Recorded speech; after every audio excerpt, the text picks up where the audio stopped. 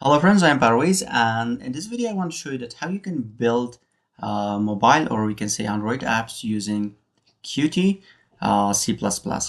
So now before starting our main topic, if you're interested on a complete course on building mobile and also GUI application with with Qt and C++, uh, then you can join my complete course. It is about 19 hours training course, and we have different sections. So I have added the link in the video description, and you can join this course.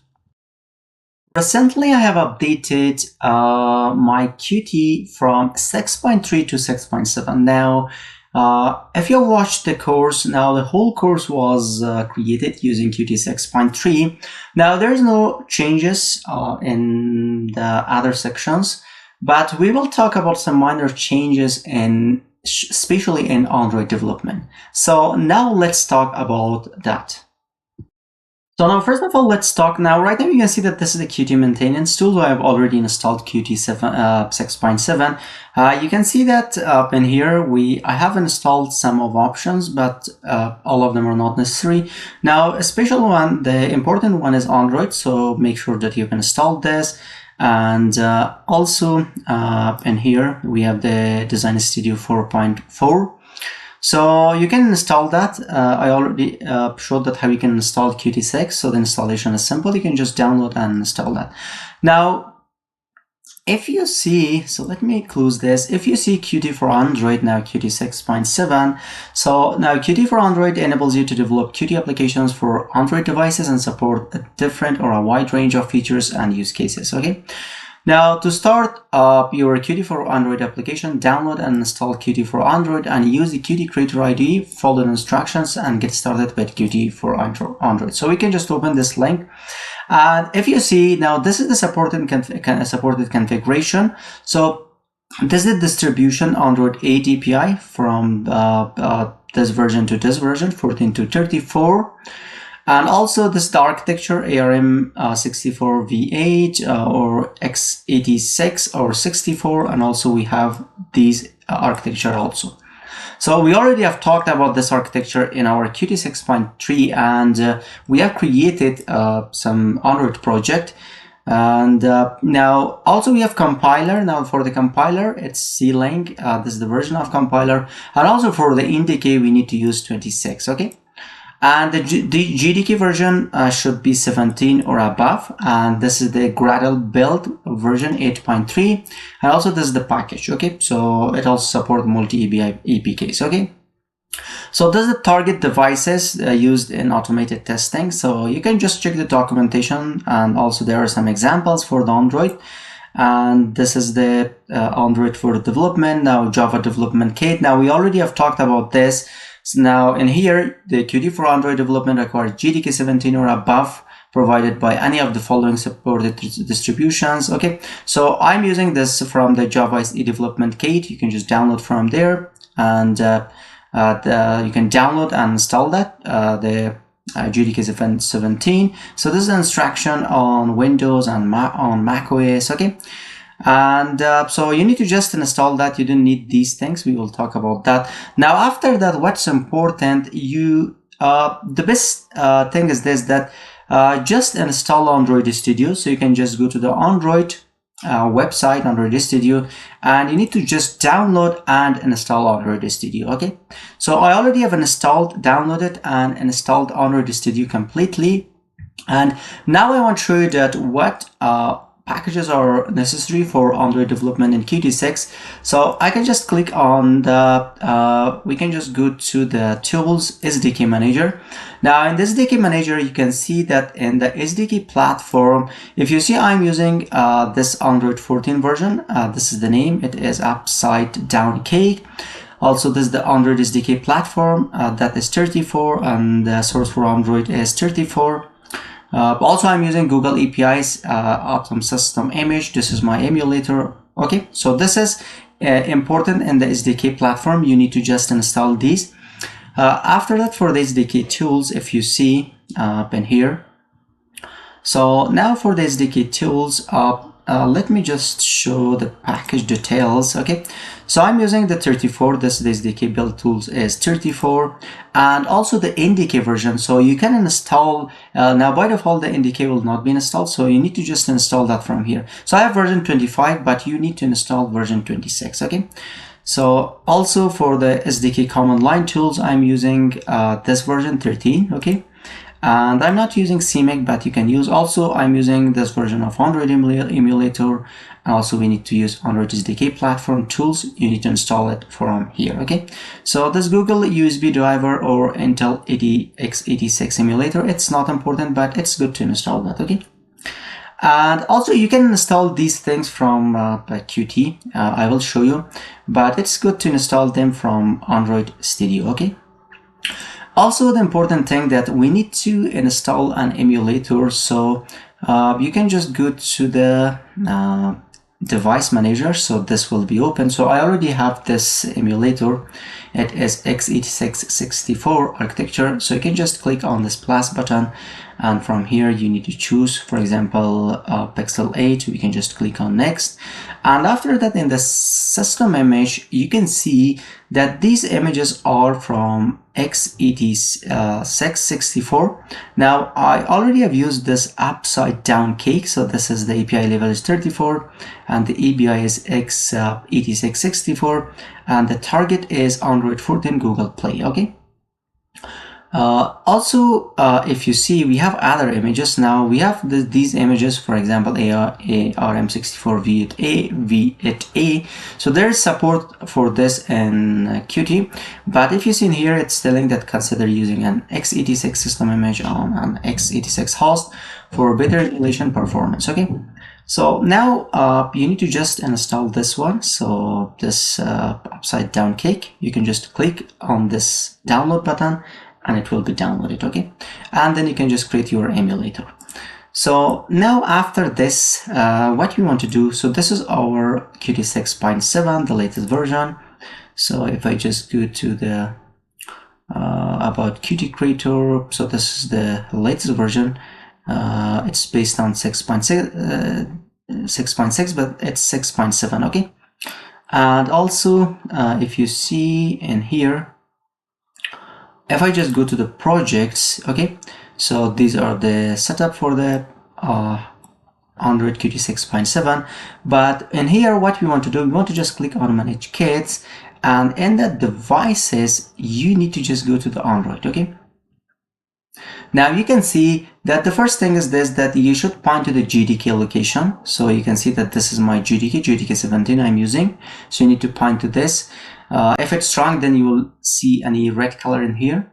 Also, this is the Android SDK location. Now, when you install Android Studio, then Qt automatically use this SDK location. So I have this. If not, you can just set up SDK. And also from the Android SDK list, so you can just see now this is the default one. Okay, so you can see you can also unset default. If you want, you can just make this default, but this version is, we need to use this version. And also if I just go here, you can see that Android settings are okay. If there's a problem, you will see a red cross in here. So JDK path exists, SDK path exists, SDK command line tools, SDK command line tools run, SDK platform tools, platform SDK version. Now all things are correct because we already have installed this these things using the Android Studio. You can also use here, if I click on the SDK manager, you can see that we can install these things from here. You can see we have the same things in here, but sometimes if you install that from here, it will not work. Okay. And also one important thing is the Android OpenSSL setting. So you need to, it's telling that optional, but we need to use this. So you can just click on download OpenSSL. It will be downloaded. Okay. And it will automatically use this location here. So this is the some setups that we need. And the next lesson, we will create our first Android project using Qt 6.7. Students, after watching this course, especially in Android section, they have problem in creating or building Android projects using Qt6. Now, there are two main reasons. The first reason is that you have a wrong setup. Now, you should follow the steps that I'm saying in the video. Also, the second reason is this, that you have a wrong project location. Now, let's practically talk about this. So now let's create our project. I'm going to just click on new project. So Qt widget application I'm going to choose. And after that, now this is the important point, okay? So when you create a project in Qt6, by default, it will target this location, okay? So if you're in Windows. Now, you can see that in here, I have a space, okay? So there are two words and I have a space in here. Now, if I create project in this location, you will see that I am receiving error. Now, this is the mistake for some students. So for example, let me just call it Android app, okay? So I'm choosing this location, the default location, click on next. So I'm using CMake as a build system. I want to just choose Qt widget application, click on next. So now in here, if you see, we have some options. Let's talk about these options. Now, these options represent different configuration for building Android projects using Qt6 with a ceiling compiler targeting different CPU architectures.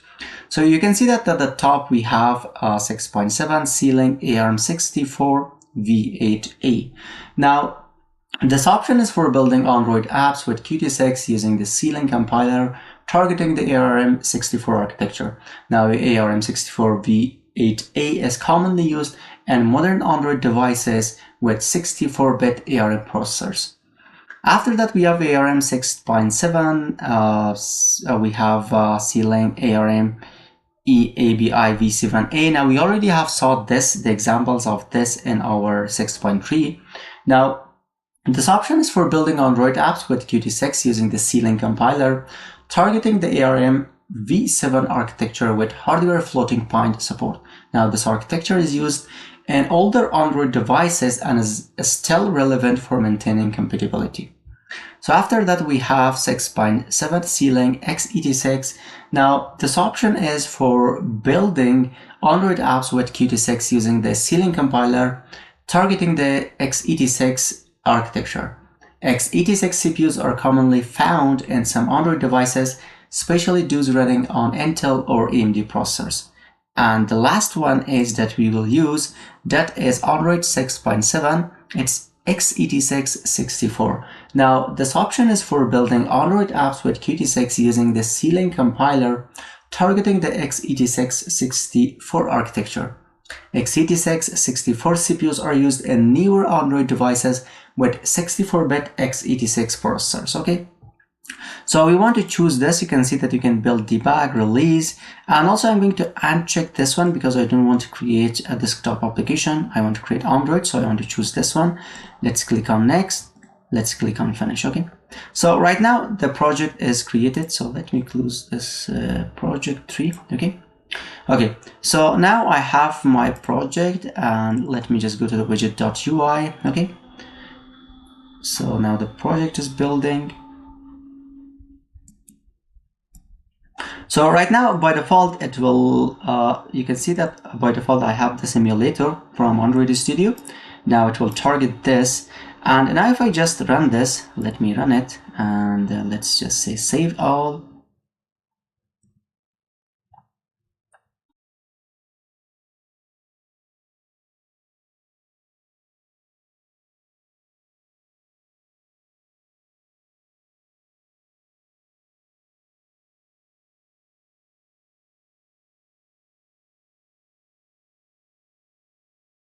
So you can see that the project is building and you can see that we have our emulator in here, and let's wait for the deployment, and let's wait.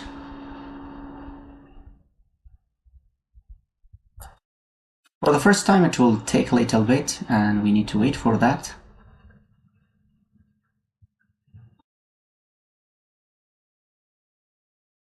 So you can see that we have the emulator in here, but it's telling that installing the app failed with the unknown error, okay? So now the main reason for this, and you can see that the process, this Android deploy Qt.exe exited with code 16, okay? So now the main problem with this is, and also at the top if you see, so it's telling that Android build debug.apk, no such file or directory, okay? Now the main problem is this, that we have a space in our project. Okay, so now what I want to do, I want to create another project using Qt Widget application, and let me just say second Android app, and this time I don't want to create a project in this location. I'm going to change this to, for example, we can just make it in the drive C. Okay, let me create the project in here. Let's click on next. I want to use CMake as build system. Let's use Qt Widget application. Let's click on next. So we don't want to create desktop application, but we want to create Android x86 64. Let's click on next and finish. So I'm going to close this project, the first one, and now we have our second project. Okay,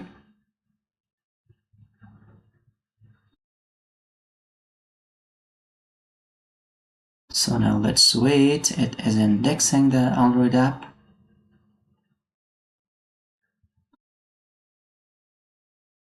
Okay, so now we have our widget.ui, and oh sorry, okay, the project edit. Okay, so we have our CMake in here. Also we have the targets for the Android and also Mac OS. Now I want to run this project. Okay, so let's just run this from here. I'm using this emulator.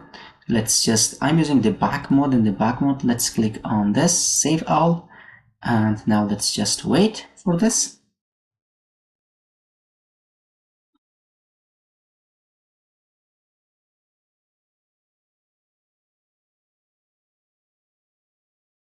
So now you can see that the project is working. Okay, so now the project is working. Let me just add, for example, a push button in here, and let me just say click me.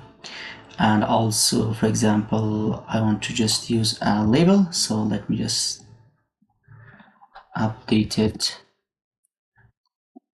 to Qt6.7, and so this is our label. We can change the geometry, for example. Let me change the text to bold one. Okay,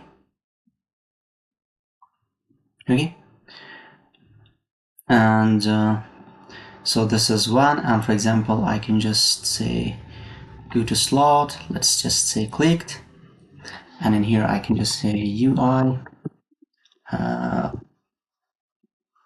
So let's wait for this.